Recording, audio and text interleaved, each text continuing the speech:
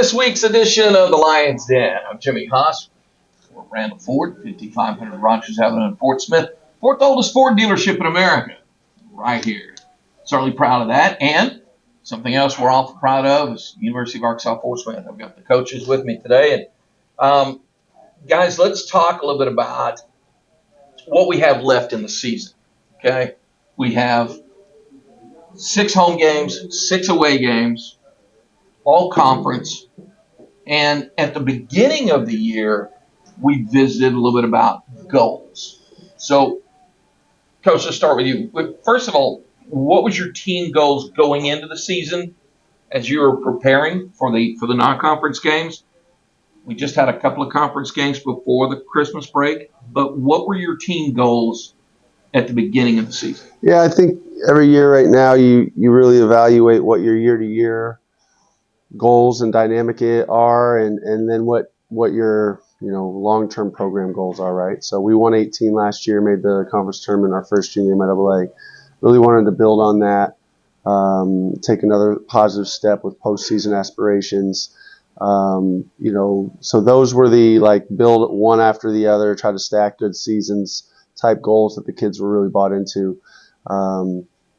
The day-to-day and the real focused, process-based goals have also really just been year after year. Kind of you create a different dynamic with each group, and so our kids talked a lot about practice approach, talked a lot about how hard they wanted to play and what they wanted to accomplish as a group, kind of stats we wanted to do, kind of game by game goals for us, 15 or fewer turnovers, things of that nature. So, and as a staff, as a coach, each year you're working with a new group of people who are going to blend differently than the previous group did. And so you just try to navigate those. And yeah, we do our check-ins, we circle back. And, as a coach right now, as a motivator, we're trying to maintain long-term goals and not completely abandon them.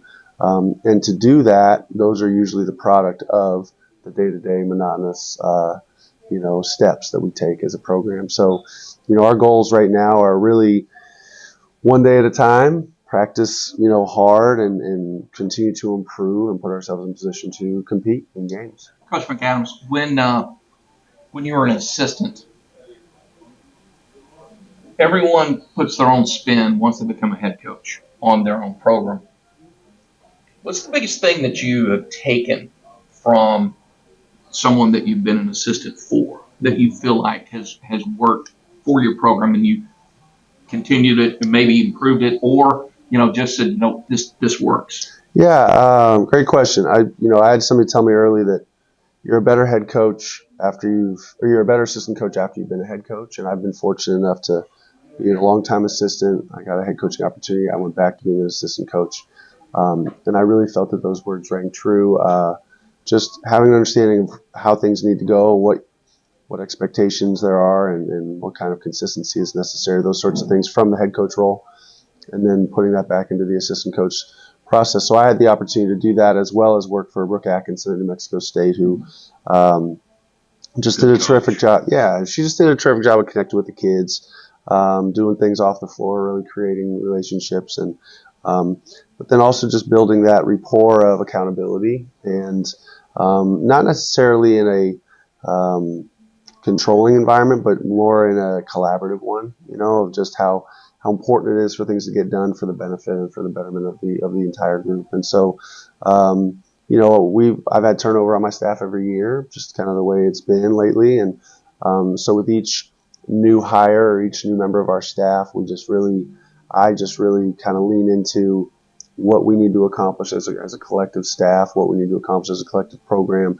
and what kind of accountability measures that stuff creates for our individual staff members, myself included. And so, it's not demeaning. It's not making somebody feel bad about themselves. It's not, it's just, continuing to establish the importance of the overall. And that's been something that I've really enjoyed doing and watching development, watching growth in our staff members over the years. Coach O'Neill, first of the year, I know that as a coaching staff, you guys set, several goals. Where do you think the team's at? What were some of the some of the goals that you felt like you wanted to reach by this point in the season? But then what were some of the long-term goals for this program? Yeah, for sure. Goals are always very important, just so you can always bring the guys back, bring the other coaches back. Hey, remember when we talked about this? Are you still getting in your extra work? Are you still doing the things that are required to reach those goals? But the first goals are always just to be undefeated in non-conference play, which we can already check that off.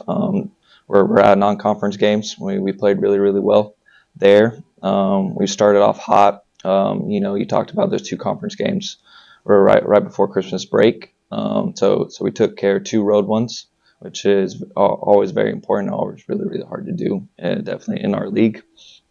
So we're managing. We took a couple hits. We're looking to bounce back here. At home, we got 4 of the next 6 at home. So in a very tightly contested MIAA race right now. I think there is a 6-way tie right now for second. Right. Washburn's kind of head of the pack, 8-0, 9-0, whatever they are. I know they're up there. And then there's teams like Fort Hays, Central Missouri, Central Oak, us, Northeastern State, Rogers, Missouri Western. We're just all tightly contested. So these games coming up, these games in February are really going to go a long way in determining conference seeding and the whole 9 yards there. So when Coach Gibson took over this program, I see some similarities from Coach Josh Newman's time, at the university. But in the last 2 years, I've seen Coach Gibson with different things that he's doing, that he's put into his own program. And, it kind of makes you smile because, he's done a great job, and you guys just continue to grow, as a program, and it's still in its infancy. I mean, it's his 3rd year in. So I think this program, with the relationships that you're building in the community, and anytime there's a turnover at head coach or athletic director or chancellor, there's always new things that a university has to do to make sure that the sponsors, the fans, continue to come out and support. And I think both you guys have done a great job so far with that. Right. You always talked, you asked Coach who's been influenced by, and I can definitely say Coach Gibson has been influenced by Josh Newman and Kermit Davis, just because he talks about them just all the time. And you said it's great. He takes his little things from Coach Newman. He takes his little things from Kermit Davis. And then he also, like you said, where he takes his little spin and takes his own hands and puts his full capacity on his program that he'd like to run. Yeah. No, I like it. I like what's going on. So at this point in the season, injuries usually set in to every team, not just ours, but teams that you're going to be facing. So it may be the second time that you guys have faced the teams that we have left in the final 12 games, and everybody is basically like a walking wounded team at this point, because there's going to be little nicks, there's going to be little aches and pains. Our training staff, I don't think that we give Brian and his crew enough credit at times, especially like on the air. I'm totally guilty of that, because it takes an entire. It's just like in car sales. It's not just the salesman, but it's a support from service whenever they bring those cars in to be serviced. And Brian's basically the service department of the university, because he's got to make sure that those athletes are ready. And let's focus a little bit, Coach, with your team. You've had some injuries this year, and Brian's worked his tail off to make sure that your team is out on the court, make sure that they're ready, and try to help them through and get back to 100%. It's never totally there after some injuries, but he does a great job. Yeah, I can't say enough about him and Emily Hilton, who he hired this year, and what a difference one staff member makes in that room. Last year, Brian was by himself handling all the athletes, and this year we were able to hire an additional athletic trainer. And Emily works majorly with our kids, but Brian is definitely involved and overseeing things. Yeah, you know, it's a tumultuous time. You know, the kids are in an experience that is one of the most challenging, you know, parts of their lives to this point, and a lot of that is just the physical strain and the day-to-day consistency of showing up and doing the work and having their bodies in as good of, you know, functioning, you know, position as they can. I saw a video last week of Draymond Green at a press conference, and he was talking about the dog days of the NBA season. It's very different between college and NBA because NBA's regular season is 82 games and ours is less than 30. But you know, he said the beginning of the season is so far back there that you can't really remember it. You can't really remember the excitement that you had going in, and the postseason is still a ways away. And you know, you're not quite there to, you know, the postseason, you know, seeding and vying for different, you know, things. And so we're kind of in this mix of like the dog days of the season. And I do think that part does apply. We have 12 more games, and you know, 4 of 6 are at home. And then, you know, that just means that 4 of the remaining 6 are on the road in February. And so, you know, we're going to hit a point where, you know, the kids are really being challenged to just show up. And, you know, that's human nature. Doesn't mean they're quitters, doesn't mean they don't want to be there. It just means that it's a really hard, long season. And so when you have athletic trainers that, you know, like we were talking about a minute ago, you know, are building relationships with the kids outside of just the treatment they're giving them, and they know how they tick, they know what their needs are. Unfortunately, both programs have had significant injuries to key pieces of our rosters, and so, you know, some of that involves long-term, you know, rehabilitation, recovery, and trying to keep kids involved and trying to keep kids in good headspace. And then, obviously, the nicks and the day-to-day or the week-to-week things that they got to just monitor and manage, and sometimes help, sometimes give them a kick in the butt to get them back on the court and those sorts of things. So, yeah, they do a tremendous job, you know, and we're very fortunate to have them. And I know that our kids appreciate them just by how they talk about them and how they treat them. And that's just definitely you know, the opportunity to commend them and how they operate. Coach, I know Brian, of course, he's been here for a long time. There's a reason for that. When you're good at your job, people want you around. And I've seen him work with some of the student athletes that you have on the men's side. And, I mean, he just does a great job. Right. You know, last year he kind of hit on it. He was managing everybody. So, I mean, I'm sure this year it just feels like a breeze to him where we can just really focus on, I guess you can quote unquote say his teams. Right. But, you know, it's a team effort in there. And I'm going to put words into their mouth. But, you know, Brian, he's not afraid to work with Emily's athletes. Emily's not afraid to work with Brian's athletes. It just, again, it's what can we do that best represents the kids and get them back out on the court, field, etc. as fast as they can, you know, to take care of their physical and mental side of their injuries. Sure. You know, and we're just focusing mainly on the basketball side, but, you know, baseball's fixing to start. Still have golf, you know, and cross country. So it's not just the two teams; it's all of the athletes that they work with. As we get ready to wrap this show up, we have 2 games this week. Thursday with Newman coming to town, and then Saturday with Emporia. The Thursday games tip off at 5:30. The men tip off at 7:30. On Saturday, it's 1:30 and 3:30. These are 2 huge games. We really need to have a good turnout in the stands, and it was great to see the band back this past weekend. I absolutely loved it. Yeah, it changes the energy in the room. It really does. We owe Newman one. We lost up there in November, and you know, a disappointing performance up there. That they came out and really played really well at home, and we owe them one on Thursday. And I feel good about kind of how we're starting to move in different ways forward in certain areas of the game.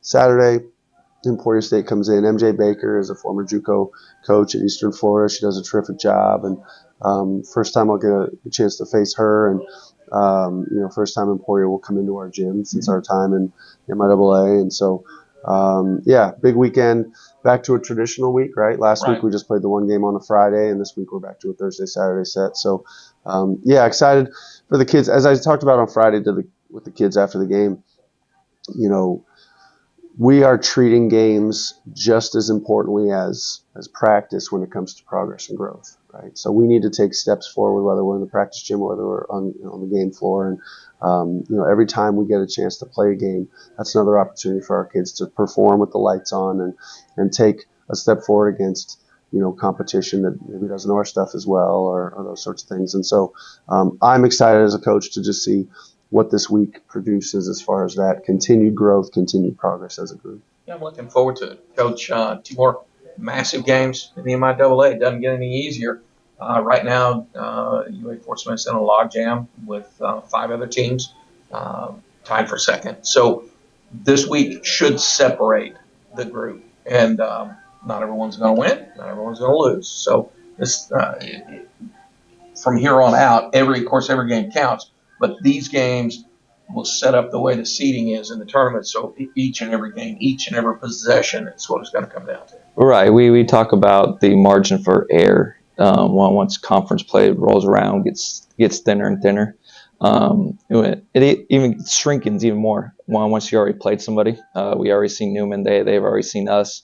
So, they're going to want their get back. They're still fighting. They're still competing really, really hard. So we have to basically remember what happened first game, what went well, but basically flush out the thing that, the human nature side of all we got to do is show up because we already beat them once. Right. So side of things. And then Emporia, they're playing super, super well right now.